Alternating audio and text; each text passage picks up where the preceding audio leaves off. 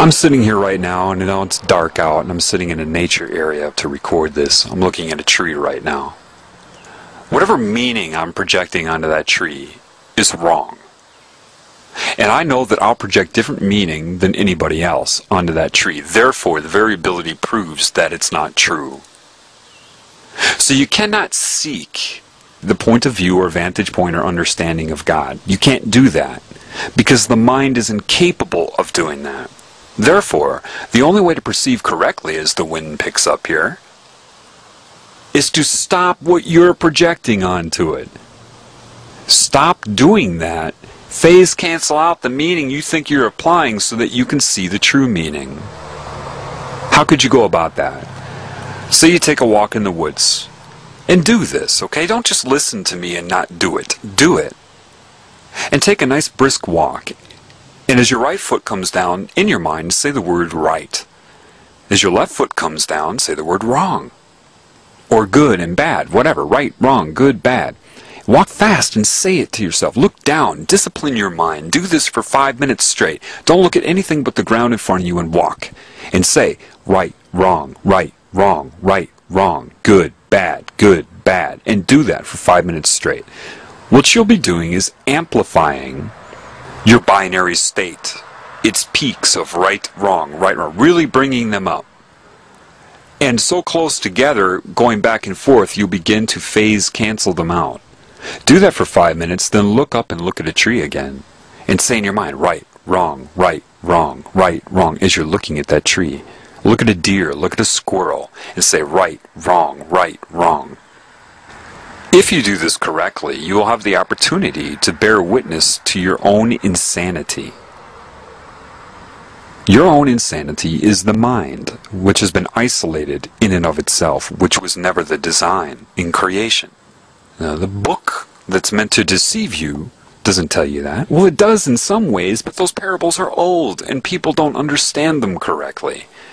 The only way you can understand the parables given by whoever that man was is to learn them via your spirit in congruence with the Spirit. Gain the knowledge so that you can look at the book and see what is true. Meaning, put the book down. It's not going anywhere. Put it down.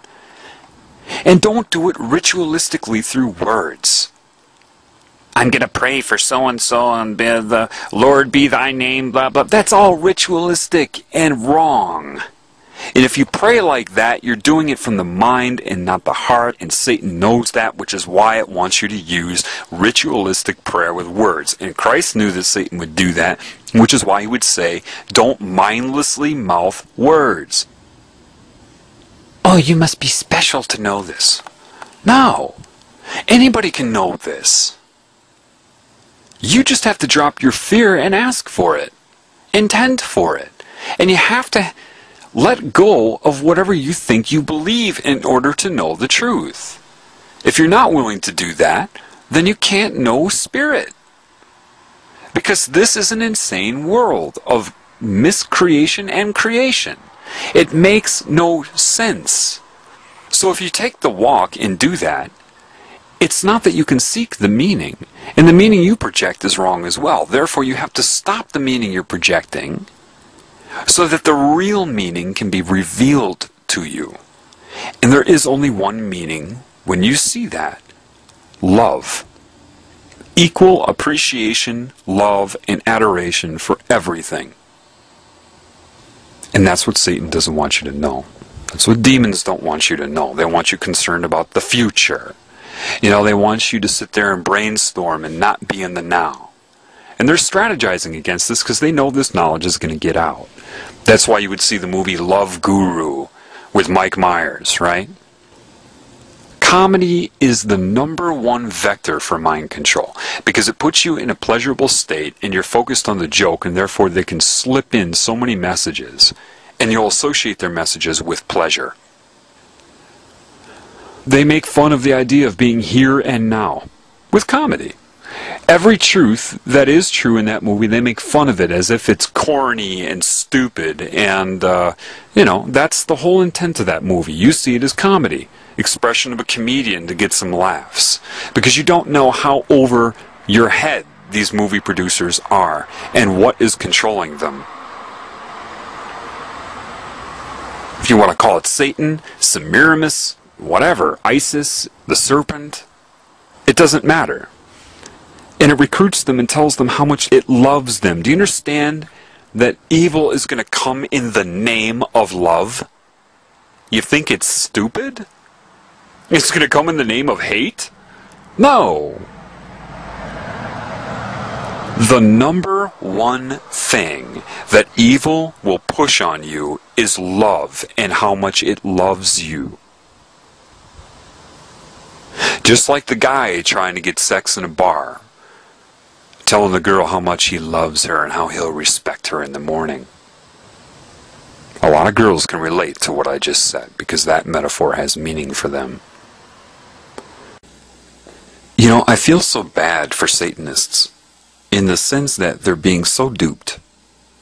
Do you realize that a lot of the truth that is used about creation, life, the elements of reality, a lot of that used to solicit them into that religion is also the teachings of Christ?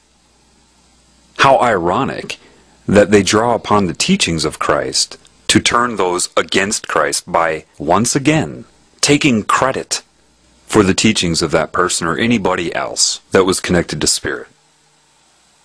Lilith, right? All the different names for the serpent. Fine, let's call it Lilith. Just love me. Do whatever you want, just love me. And I'll love you back. There's a difference between using psychic manipulation to enhance your feeling of pleasure, the tingly sensation that it uses, that Satan uses, and true love. And the irony is this.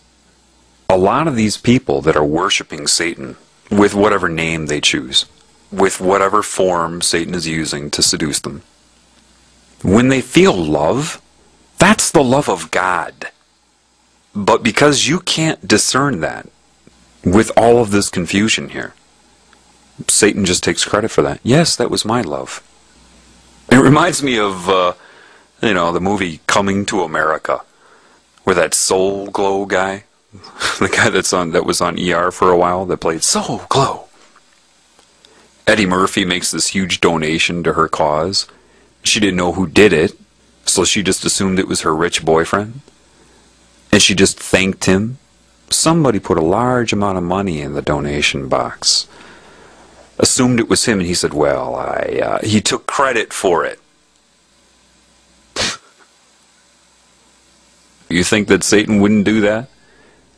Another movie, Fast Times at Ridgemont High, when Brad Hamilton takes the flowers that he didn't buy and gave them to his girlfriend, saying that he did it. How many people do you know take credit for things that they didn't do? People that plagiarize do it all of the time. They don't give credit to whoever they learned it from. They just say it like it's their own idea. There's an excellent scene in Good Will Hunting I think I'll put in right now to demonstrate the insanity of plagiarism. Oh, hello. Oh, hello. Hi, how are you? Fine. So do you ladies, How often? do I come here? I come here a bit. I'm here, from time to time. Do you go to school here? Yeah. Yeah. Let's see. So I think I had a class with you. Oh, yeah? What class? History. Maybe. Yes, I think that's what it was. You don't necessarily might not remember me. I like it here. It doesn't mean because I go here I'm a genius. I am very smart. Hey, how's it going? How are you? Good, how you doing? You want it?